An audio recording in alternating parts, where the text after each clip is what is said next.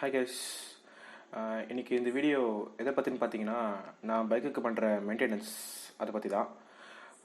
Actually பார்த்தீங்கன்னா, last வீடியோவில் ஒரு சப்ஸ்கிரைபர் கமெண்ட் பண்ணியிருந்தார். அதாவது நீங்கள் என்ன ப்ரோ மெயின்டெனன்ஸ் பண்ணுறீங்க பைக்குக்கு அப்படின்னு கேட்டு. அப்போ தான் எனக்கு இந்த வீடியோ பண்ணலான்னு ஒரு ஐடியா வந்துச்சு.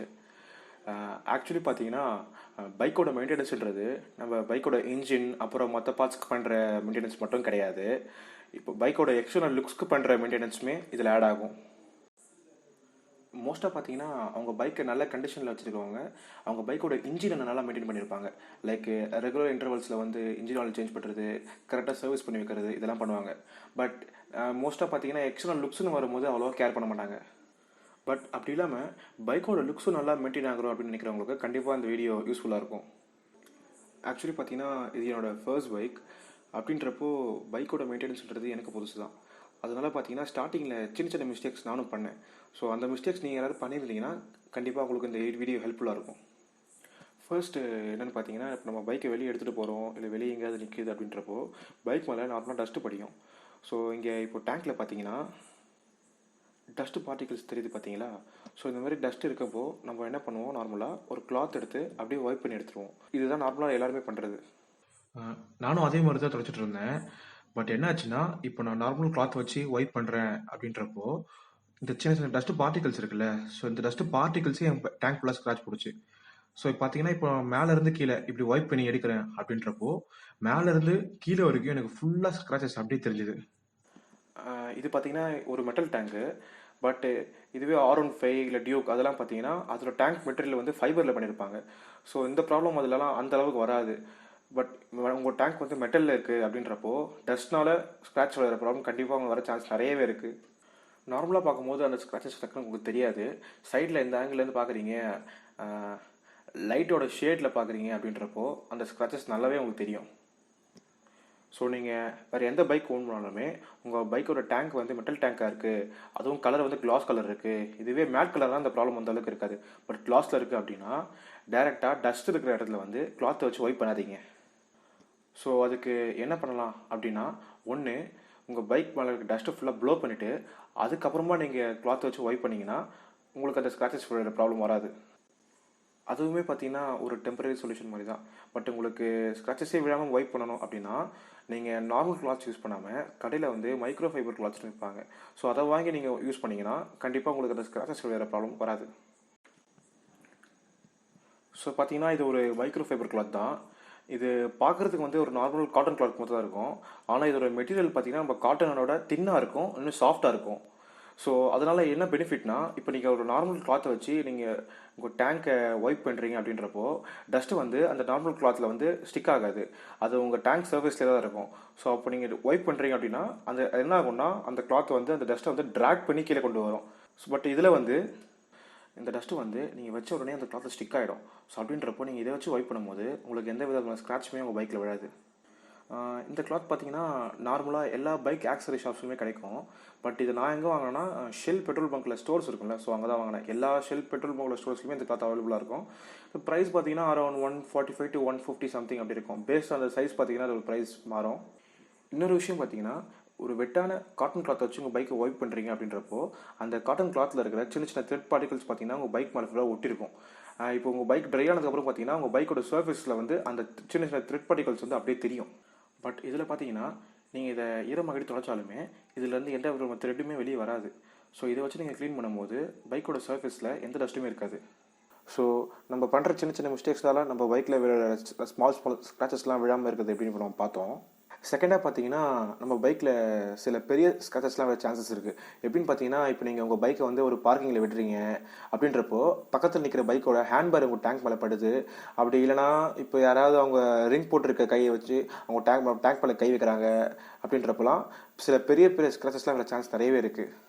ஸோ இந்த மாதிரி பெரிய பெரிய ஸ்க்ராச்சஸ் எதுவும் பைக்கில் விழக்கூடாதுன்றதுக்காக தான் பைக்குக்கு ப்ரொடக்ஷன் ஆர் கோட்டிங் ஏதாவது பண்ணுவாங்க. இப்போ நார்மலாக கோட்டிங் ஆர் ப்ரொடக்ஷன் பார்த்தீங்கன்னா ரெண்டுமே நிறைய டைப்ஸ் இருக்குது. ஸோ கிராஃபின் கோட்டிங் இருக்குது, டெஃப்லான் கோட்டிங் இருக்குது, செராமிக் கோட்டிங் இருக்குது, அப்புறம் PPF வச்சு ப்ரொடக்ஷன் பண்ணுவாங்க. ஸோ இந்த மாதிரி ஒரு டைப் ஆஃப் கோட்டிங் ப்ரொடக்ஷனுக்குமே ஒரு யூஸ் இருக்கும். இப்போது என் பைக்கில் பார்த்தீங்கன்னா நான் PPF ப்ரொடக்ஷன் பண்ணியிருக்கேன். இப்போது பிபிஎஃப்ன்றது என்னென்னு பார்த்தீங்கன்னா பெயிண்ட் ப்ரொடக்ஷன் ஃபிலிம்னு சொல்லுவாங்க. இப்போ நார்மலாக நம்ம மொபைலெல்லாம் வந்து ஸ்க்ராட்ச் விழாமல் இருக்கிறதுக்காக ஸ்க்ராட்ச் கார்டு ஒட்டுவோம்ல, ஒரு ஸ்க்ராட்ச் கவருமே ஒட்டுவோம்ல. ஸோ அது மாதிரி சிம்பிளாக சொல்லணும்னா பைக்குக்கான ஒரு ஸ்க்ராட்ச் கவர்னு வச்சுக்கோங்களேன் பிபிஎஃப். பார்த்தீங்கன்னா பைக் ஷோரூம்லேருந்து எடுக்கும் போதே கேட்டாங்க 3Mோட ஸ்க்ராட்ச் ரெசிஸ்டன்ட் கவர் மேலே ஒட்டி தரவான்னு சொல்லிட்டு. பார்த்தீங்கன்னா டேங்க் மேலே இந்த ஷேப்பில் ஒட்டி தர மாதிரி சொன்னாங்க. அதோட காஸ்ட் வந்து அரௌண்ட் 1500 சம்திங் சொன்னாங்க. பட் நான் அது ஒட்டலை, ஏன்னா ஆல்ரெடி நான் பிபிஎஃப் பண்ணுற ஐடியாவில் தான் இருந்தேன். பார்த்தீங்கன்னா தெரியுதா? ஸோ இதுதான் அந்த பெயிண்ட் ப்ரொடக்ஷன் ஃபிலிமு. பார்த்தீங்கன்னா இது என்னோடய டேங்க் ஃபுல்லாகவே பண்ணியிருக்கேன். ஃப்ரண்ட்டு மட்கார்ட் பண்ணியிருக்கேன், பேக் மட்கார்ட் பண்ணியிருக்கேன், அப்புறம் 2 சைட் பாக்ஸ்.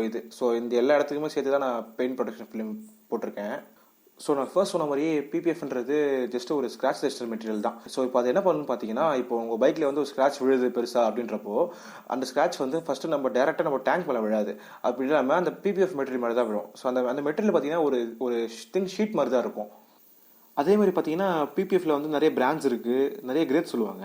இப்போ நான் பிபிஎஃப் ஓட்டின இடத்துல வந்து ஸ்டார்டிங் கிரேட் பிபிஎஃப் பார்த்தீங்கன்னா per ஸ்கொயர் ஃபீட் 200 சொன்னாங்க. இப்போ அந்த டைப் ஆஃப் பிபிஎஃப் நீங்கள் உங்கள் பைக் ஃபுல்லாக பண்ணுறீங்க அப்படின்னா அதுவுமே உங்கள் பைக் ஃபுல்லாக ஸ்க்ராச்சஸ் விழாமல் ப்ரொடெக்ட் பண்ணும். இப்போது நிறைய ஸ்க்ராச்சஸ் விழுது அப்படின்றப்போ அந்த லேயரில் நீங்கள் என்ன பண்ணுவீங்கன்னா அந்த லேயரை அப்படியே ஃபுல்லாக ரிமூவ் பண்ணிவிட்டு திருப்பி நீங்கள் அந்த இடத்துல பிபிஎஃப் ப்ரொடக்ஷன் பண்ணுவீங்க. பட் இதுவே கொஞ்சம் ஹையர் கிரேடில் நீங்கள் போட்டிருக்கீங்க. இப்போ பார்த்தீங்கன்னா நான் போட்டிருக்க கிரேட் ஆஃப் பிபிஎஃப் பார்த்தீங்கன்னா per ஸ்கொயர் ஃபீட் 450 சொன்னாங்க. ஸோ இந்த கிரேட் ஆஃப் பிபிஎஃப்ல பார்த்தீங்கன்னா செல்ஃப் ஹீலிங் ப்ராப்பர்ட்டி இருக்குது. அதாவது என்னென்னு பார்த்தீங்கன்னா, இப்போ உங்கள் டேங்க்கில் வந்து ஒரு ஸ்க்ராட்ச் விழுது அப்படின்றப்போ அந்த ஸ்க்ராட்ச் வந்து அந்த பிபிஎஃப் லேயர் மேலே தான் இருக்கும். பட் இப்போ உங்கள் பைக் வந்து நீங்கள் சன்லைட்டில் விட்டுறீங்க, பைக்கில் ஹீட் படுது அப்படின்றப்போ என்ன ஆகும்னா அந்த சின்ன சின்ன ஸ்க்ராச்சஸ் வந்து ஆட்டோமேட்டிக்காக செல்ஃப் ஹீல் ஆகும். ஸோ அப்படின்றப்போ மோஸ்ட் ஆஃப் த ஸ்க்ராட்ச் உங்கள் பைக்கில் இருக்கிறது எல்லாமே பார்த்தீங்கன்னா வெயில் படுது, ஹீட் ஆகுது அப்படின்றப்போ ஆட்டோமேட்டிக்காக செல்ஃப் ஹீல் ஆகிடும். நெக்ஸ்ட்டு பார்த்தீங்கன்னா, இப்போது நம்ம பைக் வாட்டர் வாஷ் பண்ணுவோம்ல. இப்போ பார்த்தீங்கன்னா சில பேர் வீட்டிலே வாட்டர் வாஷ் பண்ணிவிடுவாங்க. பட் மோஸ்ட்டாக பார்த்தீங்கன்னா நிறைய பேர் வெளியில் கடையில் கொடுத்து வாட்டர் வாஷ் பண்ணுவாங்க. பட் இப்போ நீங்கள் வீட்டில் வாட்டர் வாஷ் பண்ணுறீங்க அப்படின்றப்போ நீங்கள் யூஸ் பண்ணுற வாட்டரில் வந்து சால்ட் கண்டென்ட் நிறைய இருந்துச்சுன்னா வாஷ் பண்ணாதீங்க. ஏன்னு பார்த்தீங்கன்னா, இப்போ நீங்கள் பைக் ஃபுல்லாக வாட்டர் வாஷ் பண்ணுறீங்க அப்படின்றப்போ இந்த இன்ஜின் செக்ஷனை சேர்த்து தான் பண்ணுவீங்க. ஸோ இப்போ நீங்கள் யூஸ் பண்ணுற வாட்டர் பார்த்தீங்கன்னா இந்த சின்ன சின்ன கேப்ஸ் இருக்குது பார்த்தீங்கன்னா ஃபின்ஸோட கேப்ஸு. ஸோ இதுலவே போய் அந்த வாட்டர் எல்லாமே நிற்கும். ஸோ இப்போ நம்ம வாட்டர் வாஷ் வீட்டில் பண்ணும்போது ப்ளோயர் வச்சு அந்த வாட்டர்லாம் வெளியே எடுக்க மாட்டோம். ஸோ அந்த தண்ணி அது உள்ளே தான் நிற்கும். ஸோ அது சால்ட் வாட்டராக இருக்குது. நீங்கள் வந்து வாஷ் பண்ணதுக்கப்புறமா இன்னும் அந்த ஃபின்ஸ் கேப்ஸில் இருக்க வாட்டர்லாம் ட்ரை ஆகலாம் அப்படின்றப்போ என்ன ஆகும்னா, இப்போ நீங்கள் உங்கள் பைக் ஸ்டார்ட் பண்ணுவீங்கல்ல, அப்போ இன்ஜின் ஹீட் ஆகும்ல. ஸோ ஹீட் ஆகும்போது அந்த வாட்டர்லாம் எவாபரேட் ஆகிட்டு அந்த சால்ட் மெட்டீரியல்ஸ் பார்த்தீங்கன்னா ஒயிட் லேயராக ஃபார்ம் ஆகி அப்படியே கீழே வரைக்கும் வரும். ஃபர்ஸ்ட் டைம் வாட்டர் வாஷ் பண்ணும்போது எனக்கும் அதான் ஆச்சு. இன்ஜின் ஹீட் ஆகும்போது பார்த்தீங்கன்னா மேலேருந்து கீழே வரைக்கும் ஃபுல்லாக ஒயிட் லேயர்ஸாக ஃபார்ம் ஆச்சு. ஸோ நீங்கள் ஆல்ரெடி நிறைய பைக்கில் பார்த்துருப்பீங்க. பட் இதுதான் அதுக்கு ரீசன். நெக்ஸ்ட்டு பைக்கோட எக்ஸ்டர்னல் லுக் மெயின்டைன் பண்ணுறதுக்கு நான் என்ன பண்ணணும்னு பார்த்தீங்கன்னா, இப்போ நான் பைக் வெளியே எடுத்துகிட்டு போயிட்டு வந்துட்டேன் அப்படின்றப்போ ஃபர்ஸ்ட் காமிச்சல மைக்ரோ ஃபைபர் கிளாத் அதை வச்சு பைக் ஃபுல்லாக தொடச்சிடுவேன். இப்போ ஏன்னு பார்த்தீங்கன்னா, இப்போ டேங்க் மேலே சின்ன சின்ன டஸ்ட் பார்ட்டிகல்ஸ் இருக்குல்ல, இது வந்து பார்த்தீங்கன்னா நார்மலாக வைப் பண்ணால் போயிடும். பட் இதுவே நீங்கள் உங்கள் பைக்கை வந்து மழையில் ஓட்டிட்டு வரீங்க, இல்லை ரோட்டில் ரொம்ப வெட்டாக இருந்துச்சு அப்படின்னா என்ன ஆகும்னா, உங்கள் பைக் அண்ட் ஃப்ரண்ட் அண்ட் பேக்கில் வந்து ஃபுல்லாகவே சேறு அடிச்சிடும். பார்த்தீங்கன்னா ஃபுல்லாக வெட்டான மட்டாக இருக்கும். வந்த உடனே தொடச்சிட்டிங்க அப்படின்னா அது ஈஸியாக நீங்கள் வைப் பண்ணி எடுத்துடலாம். ஏன்னா அது ஆல்ரெடி பார்த்தீங்கன்னா வெட்டாக தான் இருக்கும். பட் இதுவே நீங்கள் அப்படியே விட்டுட்டிங்கன்னா அது ரொம்ப ட்ரை ஆகிடும். ட்ரை ஆகிடுச்சுன்னா அப்புறம் உங்களுக்கு தான் துடைக்கிறது கஷ்டமாக இருக்கும். நெக்ஸ்ட்டு பார்த்தீங்கன்னா செயின் கிளீனிங் அண்ட் லூபிங். இப்போ நார்மலாக பார்த்தீங்கன்னா மோஸ்ட்டாக யாரும் செயின் க்ளீன் பண்ணுறதோ லூப் பண்ணுறதோ பண்ண மாட்டாங்க. எப்போ சர்வீஸ் விட்றாங்களோ ஸோ சர்வீஸ் பண்ணுறவங்களே அவங்க க்ளீன் பண்ணி லூப் பண்ணிவிடுவாங்க சொல்லிட்டு விட்டுருவாங்க. பட் பார்த்தீங்கன்னா ரெகுலர் இன்டர்வல்ஸ், அதாவது மோஸ்ட்டாக 500 கிலோமீட்டர்ஸ் ஒன்ஸ் அந்த மாதிரி பார்த்தீங்கன்னா நீங்கள் செயின் லூப் கண்டிப்பாக பண்ணி ஆகணும். செயின் க்ளீனிங்கிறது உங்களுக்கே தெரியும், செயின் ரொம்ப ரஸ்ட்டாக இருக்க மாதிரி இருக்குது, இல்லை ரொம்ப டஸ்ட்டாக இருக்குது அப்படின்றப்போ நீங்கள் செயின் க்ளீனர் யூஸ் பண்ணி செயின் ஃபுல்லாக க்ளீன் பண்ணிவிட்டு அதுக்கப்புறம் லூப் பண்ணணும். நீங்கள் வந்து அடிக்கடி செயின் லூப் பண்ணலை அப்படியே விட்டுட்டிங்கன்னா உங்கள் செயின் சீக்கிரமாக ட்ரை ஆகிடும். ட்ரை ஆகிடுச்சுன்னா ரஸ்ட் ஆக ஆரம்பிச்சிடும். ரஸ்ட் ஆச்சுன்னா உங்களுக்கு சீக்கிரமாக செயின் ஸ்பாக்கெட் போகும். ஸோ அந்த மாதிரி நிறைய ப்ராப்ளம்ஸ் வரும். ஸோ முடிஞ்ச வரைக்கும் ரெகுலர் இன்டர்வல்ஸில் கரெக்டாக செயின் லூப் பண்ணிவிடுங்க. நான் வந்து மோட்டலோட chain clean and chain lube தான் யூஸ் பண்ணுறேன். இப்போ ரெண்டுமே பார்த்தீங்கன்னா ஈச் 150 ml பாட்டில் தான். இப்போது செயின் லூப் பார்த்தீங்கன்னா அரௌண்ட் 255 வரும். செயின் கிளியர் பார்த்தீங்கன்னா அரௌண்ட் 235 சம்திங் வரும். ஸோ ரெண்டுமே சேர்த்து ஒரு 500 முடிஞ்சு வச்சுக்கோங்களேன். ஸோ ரெண்டு பாட்டிலுமே பார்த்தீங்கன்னா 3 to 4 times நீங்கள் யூஸ் பண்ணலாம். அப்படின்றப்போ நீங்கள் ஒரு 500 கிலோமீட்டர் இன்டர்வல்க்கு ஒன்ஸ்க்கு நீங்கள் செயின் லூப் பண்ணுறீங்கன்னா ஒரு 1500 to 2000 கிலோமீட்டர்ஸ் வரைக்கும் நீங்கள் இந்த chain loop and chain clear தாராளமாக யூஸ் பண்ணலாம். ஸோ செயின் கிளீனிங் அண்ட் லூபிங் எப்படி பண்ணலாம் பார்க்கலாம்.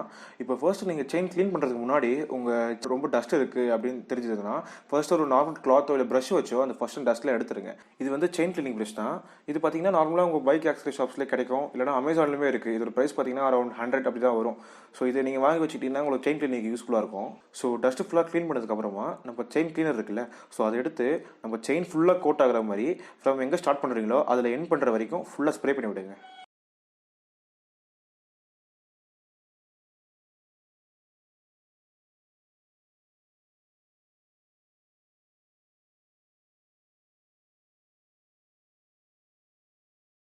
ஸோ செயின் கிளீனர் ஃபுல்லாக ஸ்ப்ரே பண்ணதுக்கப்புறமா ஒரு 10 to 15 மினிட்ஸ் அப்படியே விட்டுருங்க. ஏன்னா அப்போ தான் அந்த செயின் கிளீனர் வந்து அங்கே இருக்க டஸ்ட் எல்லாத்தையுமே ரிமூவ் பண்ணும். இதுக்கப்புறமா நம்ம ப்ரஷ்ஷை வச்சு ஒரு வாட்டி செயின் ஃபுல்லாக ஸ்க்ரப் பண்ணிவிட்டு நம்ம நார்மல் கிளாத்தை வச்சு தொடச்சி எடுத்துருங்க.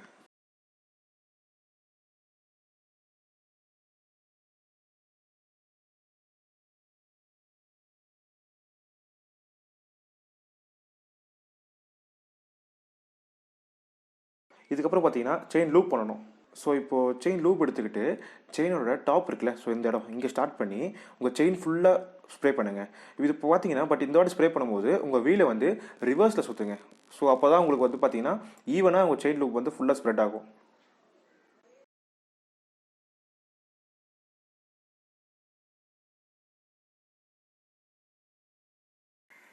முடிஞ்ச வரைக்கும் செயின் லூப் வந்து நைட் டைம் அடிங்க. ஏன்னு பார்த்தீங்கன்னா நீங்கள் செயின் லூப் அடிச்சுட்டு உடனே வண்டி எடுத்தீங்கன்னா அந்த செயின் லூப் வந்து அந்த செயினில் ஃபுல்லாக ஸ்டிக்காக இருக்காது. ஸோ அதனால் ஃபுல்லாக வெளியே அடிச்சிடும். ஸோ அது முடிஞ்ச வரைக்கும் நீங்கள் அது நல்லா ஸ்டிக் ஆகிறதுக்கு டைம் தரணும். ஸோ இதுதான் பார்த்தீங்கன்னா என் பைக்குக்கு நான் ஜென்ரலாக பண்ணுற மெயின்டெனன்ஸு. இது பார்த்தீங்கன்னா மோஸ்ட்டாக எல்லோரும் பண்ணுறது தான், பட் தெரியாதவங்களுக்கு இது ஹெல்ப்ஃபுல்லாக இருக்கும். நம்ம பைக்கை நம்ம தான் நல்லா பார்த்துக்கணும். ஸோ முடிஞ்ச வரைக்கும் பைக்கோட மெயின்டெனன்ஸ் பக்காவாக பண்ணிவிடுங்க. வீடியோ பிடிச்சிருந்தால் லைக் பண்ணுங்கள். உங்களுக்கு தெரிஞ்ச மீட்டியர் ஓனர்ஸ் யாராவது இருக்காங்க, இல்லைனா இந்த வீடியோ யாருக்கா ஹெல்ப்ஃபுல்லாக இருக்குன்னு நினச்சிங்கன்னா அவங்களுக்கு ஷேர் பண்ணுங்கள். ஏதாவது டவுட்ஸ் கொஸ்டின்ஸ் தான் கமெண்ட் பண்ணுங்கள். ரைடர் ஃப்ரம் சென்னை சேனலுக்கு சப்ஸ்கிரைப் பண்ணுங்கள். ஸோ நெக்ஸ்ட் ஒரு வீடியோவில் பார்க்கலாம். பை.